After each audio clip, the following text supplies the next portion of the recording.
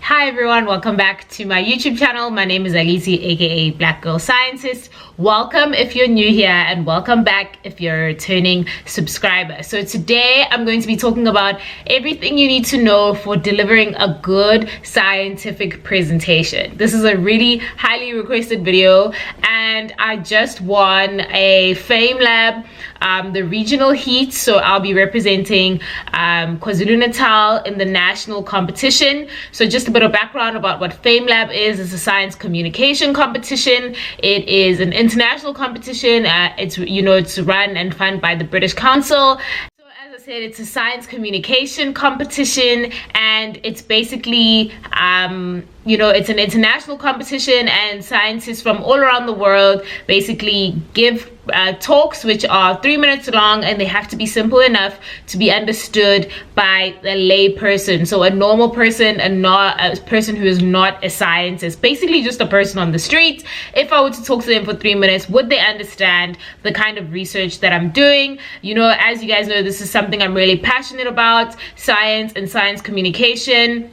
It's really, really important that we able to effectively communicate our science, especially to the communities we serve. I mean, as scientists, that is our job. We serve communities and we basically help to better the lives of communities and of the world at large. So I won the KZN heat competition, and I will be representing KZN in the national competition. So I thought, since everything is quite fresh in my mind and I've just delivered a talk on science communication, that I would share this particular things or points that are really important for delivering a good scientific presentation. So if you're interested in this video, keep watching. So as I said, today I'm going to be sharing pointers for delivering a good scientific presentation. So I just wanted to start with the famous words of Einstein, that if you cannot explain it simply enough, then you do not understand it well enough. And that beautifully ties in with the first point that I wanted to give, is that you have to know and understand what it is you're talking about. If you don't know and you don't understand what you're talking about, it's going to come through in your presentation. So it's really, really important that you know your story, know what you're talking about, know it well. Like literally, I should be able to wake you up at 2 a.m. and be like, hey, present for me.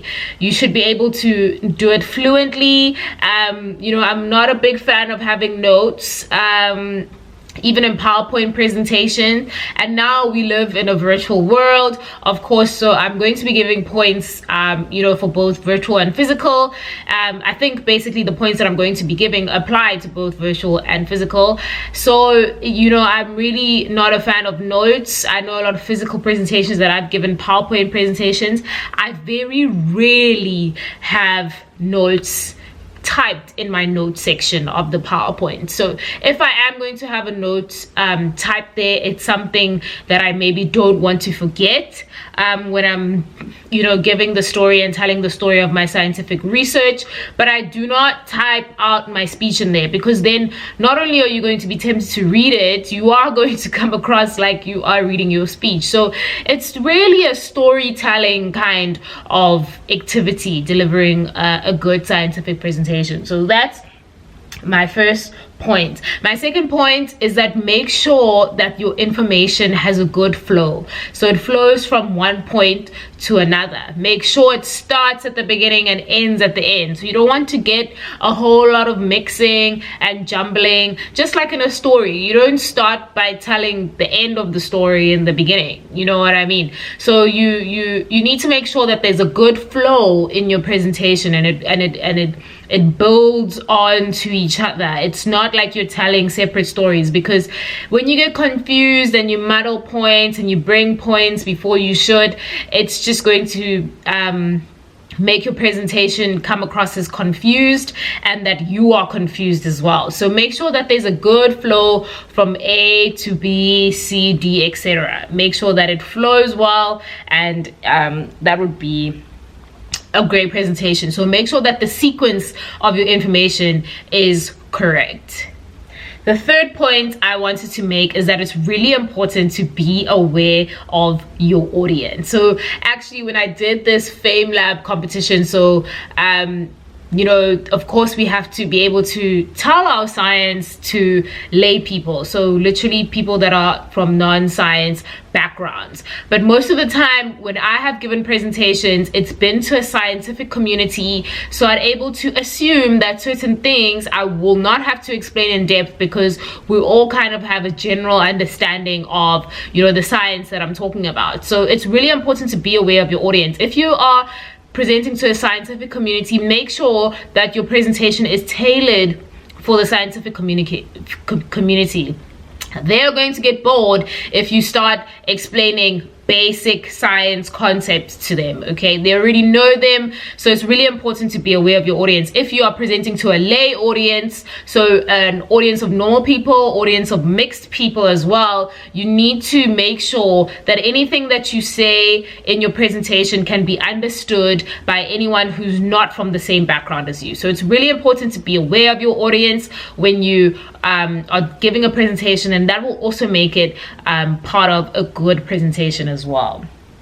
The fourth concept I wanted to or the fourth thing that I wanted to, the fourth pointer that I wanted to give for giving a good presentation is that try and simplify difficult concepts. So if you have a really complex project or some complex kind of mechanism that you're trying to explain, or a complex idea, try and simplify it. Even for the scientific community, they will really appreciate you simplifying it, because it shows that you are engaged in the material that you're studying and you're able to interpret it, you know. And this also goes back to my quote at the beginning, that if you cannot explain it simply, then you do not know it well enough. So try and simplify difficult concepts, even if you're presenting to a scientific community. And then obviously it goes without saying when you are presenting to normal people.